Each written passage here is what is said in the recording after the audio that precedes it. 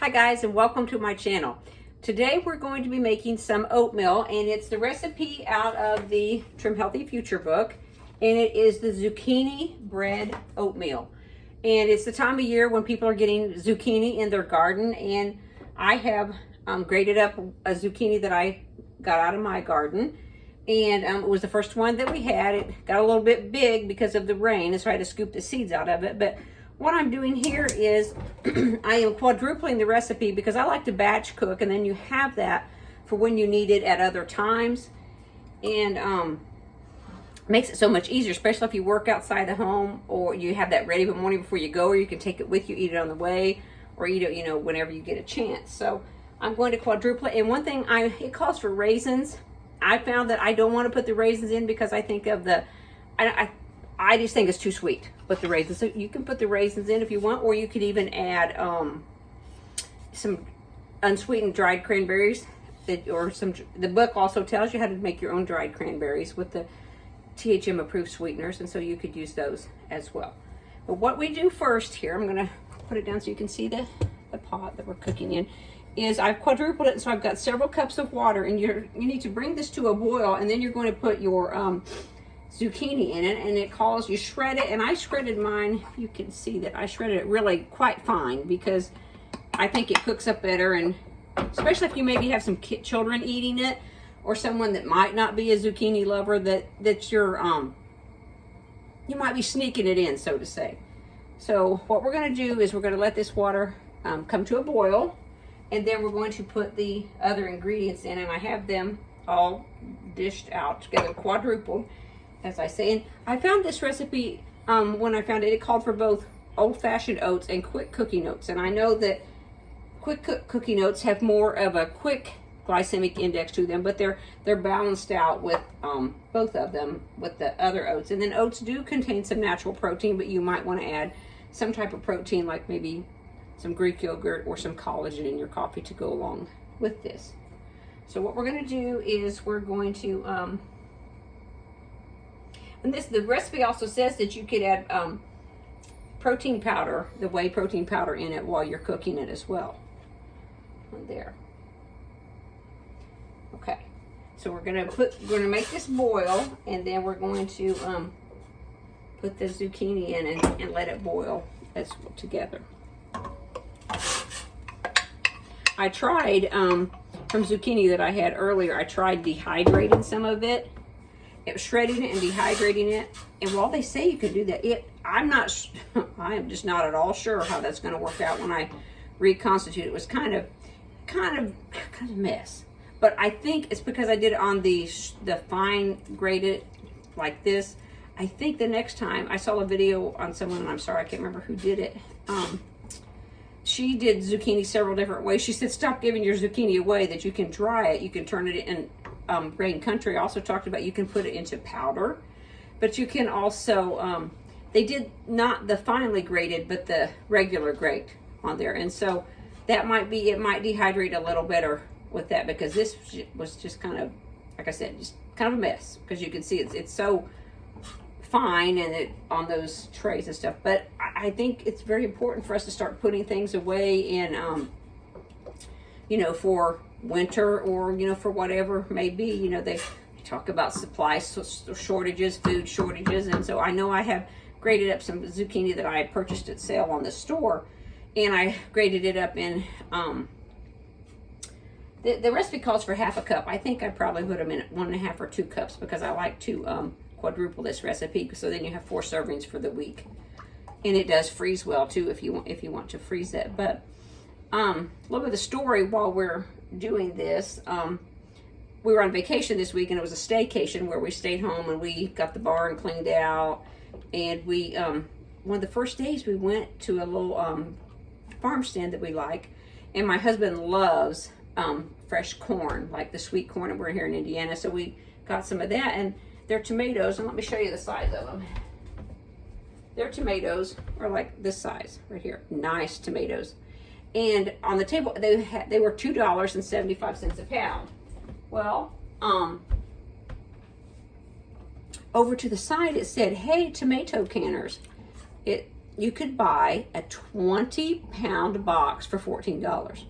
Now that averages out to 70 cents a pound, which is $2.05 cheaper than the other.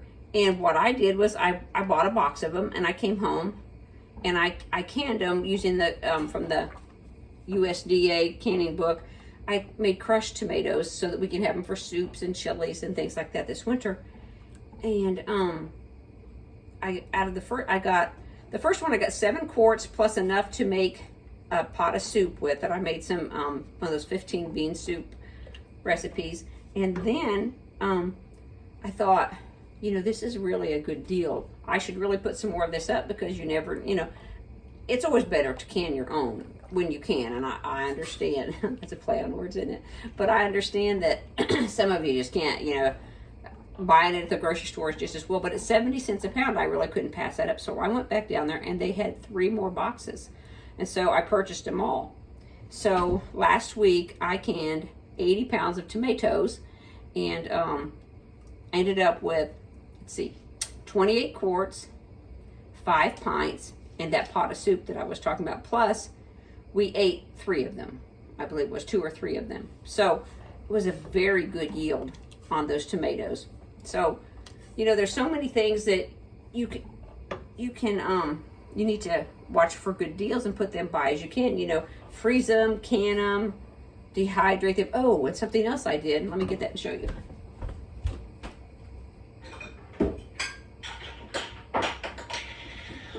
Sorry about that. I took the skins, and they're 2 different containers. I took the skins and dehydrated those and turned this into tomato powder. Now I realized that my blender, I don't have a Vitamix, I have a Ninja, and it is just not strong enough to grind it as finely as I want. That little white thing is a oxygen absorber in there. And these, you know, you learn that most of your nutrition is in the skins of your fruits and vegetables. And so I'm going to purchase a oh my goodness, a coffee grinder, a spice grinder. And I had one before, and I would use it to powder my Gentle Sweet, but it excuse me, it broke. It got clogged up, and my husband kept trying to loosen it, and it finally just wouldn't work anymore. So I saw one that I believe it was when the gal at Rain Country, I think it was, she was now this has to boil for a couple minutes, so I'm gonna set the timer. She was using, and I'm gonna try that one, see if it's a little better than the one I got, because I certainly don't want to buy one and it break, you know, right away again. But anyway, that will turn it into more of a fine powder. And then, you know, you can add it to add extra nutrition to your meatloaf, to your soup, to your chili, and it will add more flavor as well. And if you dehydrate it, it'll stay good on your shelf for a long time. And it won't be in your freezer taking up room. And it also, you'll be able to have it for whenever you need it. Also, and what I did with the cores to the the cores to the tomatoes, I gave this to the chickens. And they loved them. So there was really no waste of this at all. We canned the tomatoes, we made the soup, we ate a couple, then we had that taco salad one night and put a little bit of those on there. And then the chickens got the extras too, and they just loved it. It was just such a treat for them. We probably have about 20-25 chickens, and I'll take you down to see those sometime. And I'll show you the garden. But that was just such, you know, there's that old adage, waste not, want not. Well, I think we made good use of all those tomatoes, and you can too if you just find some things that are on sale. And, you know, I used to can a lot, and then I didn't, and I may have said this in another video, because I thought I had to grow everything I can. Well, I don't know that I can grow tomatoes for 70 cents a pound, but I don't know. I do have some tomatoes coming on now, and but the plants don't look as big as normal, and I don't know why, but they are getting some tomatoes on them. So maybe we'll get some more on there. But you know, put up what you can, dehydrate what you can. You know, you don't have to have a fancy dehydrator. I did treat myself and purchased an Excalibur dehydrator. There's our dog, Lucky. Lucky, shh. Okay, so now this is boiling, and we want to add the rest of our ingredients. And in here we have our regular oats, our quick oats. And then here's the salt, gentle sweet, stevia, and psyllium husks in it. Just down so you can see it. And cinnamon as well. And it does with the psyllium husk, it calls for a half a teaspoon, but you can add a full teaspoon, and I do add that because I think it's so good for you. But I did add just a little bit of extra water because I think it makes it pretty thick. So we're supposed to put this in there. We're going to cook it. Turn the heat down, and we're going to cook it for a couple more minutes. On there. What kind of oatmeal do you like to make? There's so many different kinds. I want to do a video on the cherry oat bakes. I love those. And there's a peanut butter oatmeal recipe that is really good. I mean, regular oatmeal is just fine. The big bowl of oats from the THM gals, that's really good. But, you know, you can spice it up to where, oh, it's just not, excuse me, it's just not oatmeal all the time. I did forget you're supposed to put a little bit of vanilla in there. It called for caramel or pecan, maple or pecan extract. I couldn't find my maple, so I just thought I'd put just a little bit of vanilla in here just to give it a little bit extra flavor. I think it will be so good, and I will divide this up into four dishes so that I can have 4 different servings of it. But you know, this is pretty much, you know, a way, as no special ingredients except, well, the psyllium husk probably would be, but the rest of it is things that you would have on hand, like your sweeteners and things. And by the way, this will be out, you'll see this afterwards, but there's a THM sale going on tomorrow, and I'm gonna hopefully I'm gonna wake up in the night, because it usually starts sometime after midnight, and then I can get mine ordered, because sometimes, you know, we all beat each other out of all the things that are on sale. So I'm gonna try to do that. My friend Karen and I were just talking about Saturday, I think. She said, I need to order. And I said, well, I don't know when the next sale is. And then it was like from her lips to God's ears, the sales came on for tonight.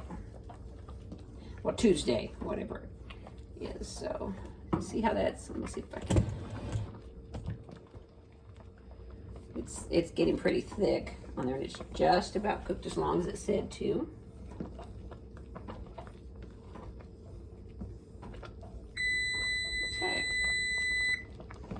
So then you turn the heat off, and then you just let it rest.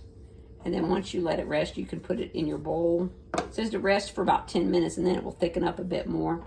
And then you will have that. And I'm telling you, it's called zucchini bread oatmeal for a reason, because with the cinnamon and the zucchini, it tastes really good. It tastes just like pretty much it's got the taste of the zucchini bread in it, but with all kinds of good for you ingredients in it. So I hope you try this recipe. And again, it's on page 107. 106 and 7 of Trim Healthy Table. Lots of good game-changing recipes in here that you might want to try. Thanks for cooking along with me, and I'll see you soon.